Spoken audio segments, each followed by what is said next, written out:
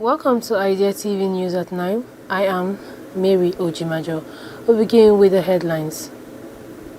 Tinubu to present 2026 budgets to National Assembly on Friday.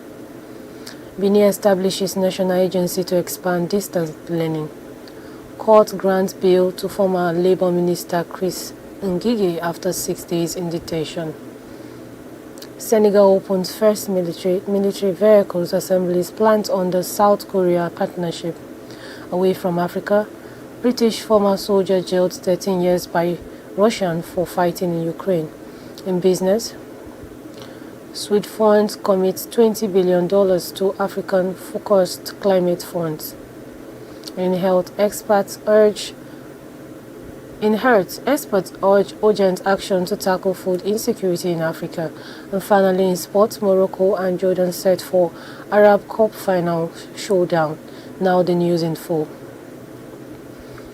President Bola Tinubu is set to present the 2026 bill to join a session of the National Assembly on Friday, December 19, making the formal submission of the federal government's spending plans for the coming year. Lawmakers are expected to receive official notification of the president's appearance when plenary resumes on today. According to international agreements circulated within the legislature, the budget presentation is scheduled for 2 p.m. with heightened security and restricted access to National Assembly complex from late morning. Only credited officials and essential staff will be allowed entry, while lawmakers and staff had been directed to comply with special parking and access protocol. The annual presentation signals the start of the legislative process on the 2026 budget, which will involve scrutiny by committee, debates in both chambers and public hearings before approval. Although the Constitution requires the President to lay the estimates before the National Assembly, the practice of presenting the budget at a joint sitting of the Senate and House of Representatives has become a long-standing tradition. In another news, Benin has announced the creation of a National Distance Learning Agency after the Council of Ministers approved its status, making a significant step in the country's drive to modernize education through digital technology. The new agenda is designed to coordinate and scale distant learning programs nationwide with a focus on improving access to quality education. The first phase of the initiative will concentrate on higher education with a pilot schedule to begin in 2026-2027 academic year.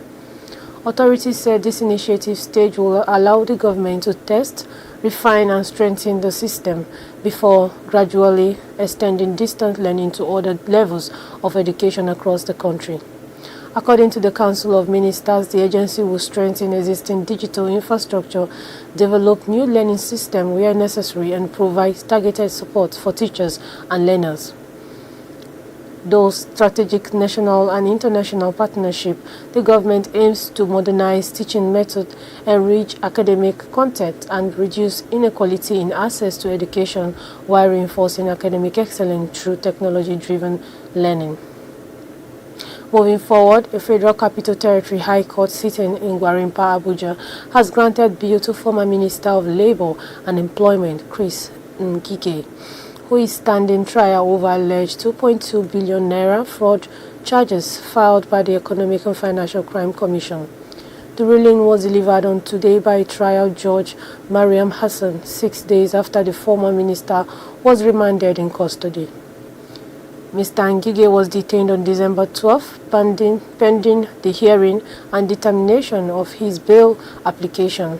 The court has had arguments from both the prosecution and defense earlier in the week, with prosecutors opposing bail. In her ruling, Justice Hussaina overruled the objection, stating that bail conditions must be reasonable and not so static as to amount to a denial of bail. The court ordered that Mr. NGIGE has released upon meeting specific conditions, including providing a surety who would be a director-level official in the federal government establishment. The surety also required to own landed properties within Abuja Municipal Area Council and submit relevant property documents and an international passport to the court registrar as as the trial continues. Senegal has inaugurated his first tactical military vehicle assembly plant, in marking a major step towards building a domestic defense manufacturing industry. The president on Tuesday opened the facility, which was established through a partnership with South Korea, and it's aimed at reducing Senegal's reliance on imported military equipment. The factory, owned by industry, has an annual production capacity of up to 1,000 vehicles and is located about 30 kilometers east of Dakar. In addition to assembling vehicles for defense and security force, the plant will serve as a hub for training and technology transfer, equipping Senegalese engineers and technicians with skills in assembling, testing, quality control, and maintenance. President Faye described the project as a strategic move to strengthen national sovereignty rather than just an industrial venture, noting that independence on foreign supply can become optional amidst global geopolitical tensions.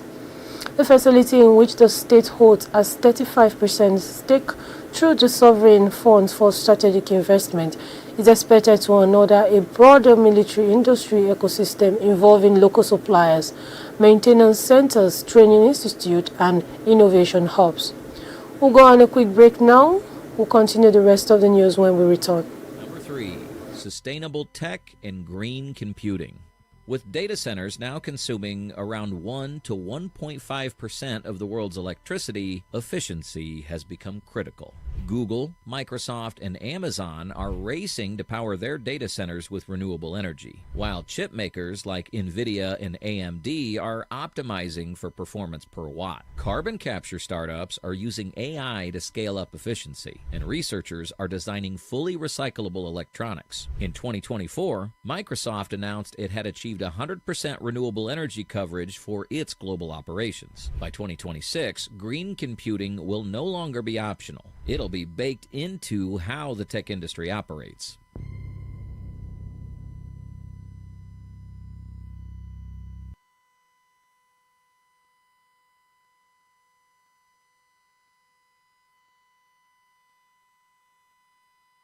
Number 6. 6G networks and beyond.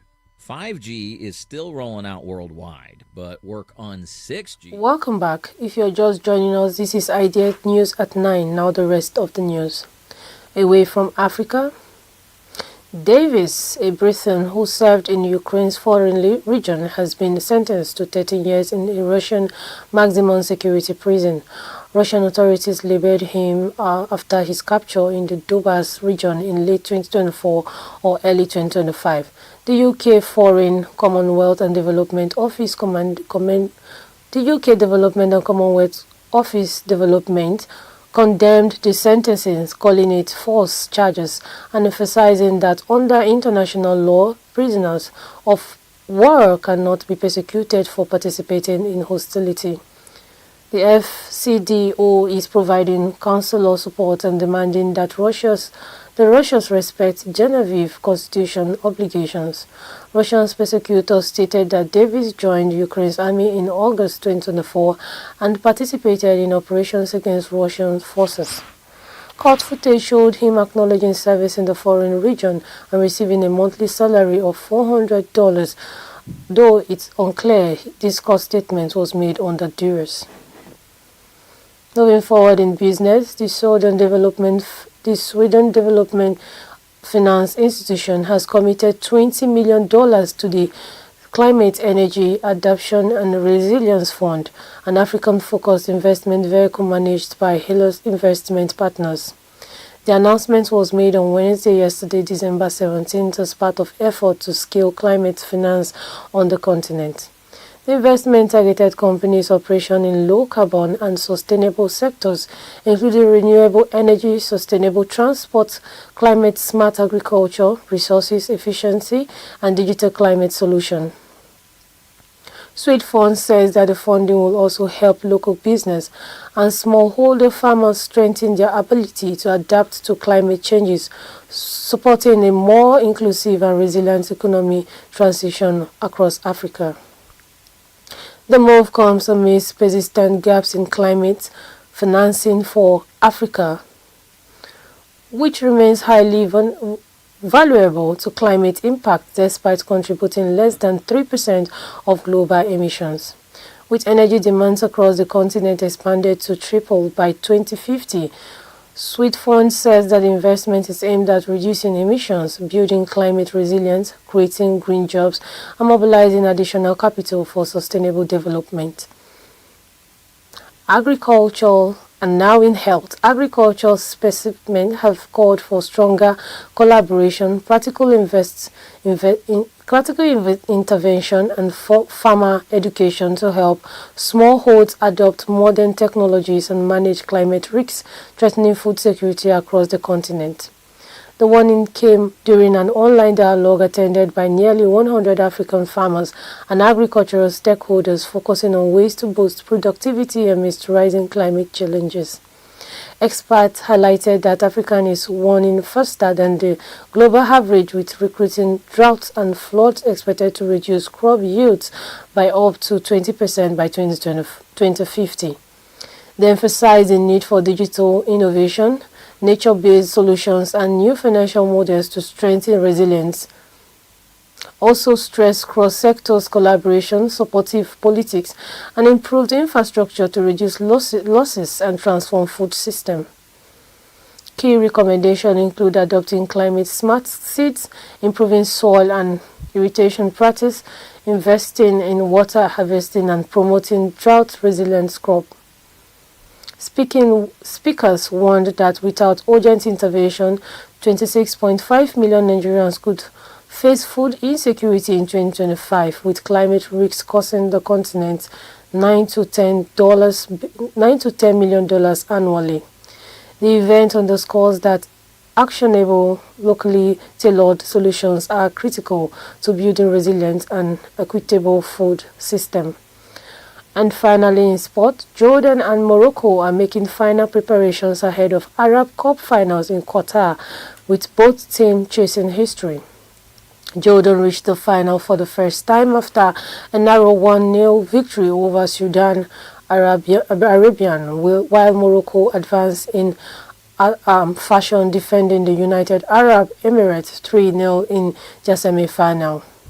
For Jordan, the final represents a chance to secure the country's first major international football trophy. Head coach Jamal described the contest as a tough battle against a technical strong opponent, but expressed confidence in his team's ability to limit Morocco's threat and compete for the title. Jordan's run to the final has been built on discipline and resilience, qualities they will rely on against more opposition. Morocco enters the match as clear favourites, aiming to lift the Arab Cup for a second time after their 2012 trophy. Team officials and players said their objective is clear: to honour Morocco football by winning the title, drawing confidence from their recent success on the global stage, including their historic World Cup semi-final appearance in Qatar. And that's all we have for you on Idea TV News at 9. But before we go, here is the recap of the headlines. Tinubu to present 2026 budget to National Assembly on Friday. BENIN establishes National Agency to expand distance learning. Court grants bail to former Labour Minister Chris NGIGE after 6 days in detention. Senegal opens first military vehicle assemblies plant under South Korean partnership. And away from Africa, British former soldier jailed 13 years by Russian for fighting in Ukraine. In business, SWEDFUND commits $20 million to African-focused climate funds. And in health, experts urge urgent action to tackle food insecurity in Africa. And finally, in sport, Morocco and Jordan set for Arab Cup final showdown. Do not forget to follow us across all our social media platforms at Idea Television. I am Mary Ojimajo. Thank you for watching.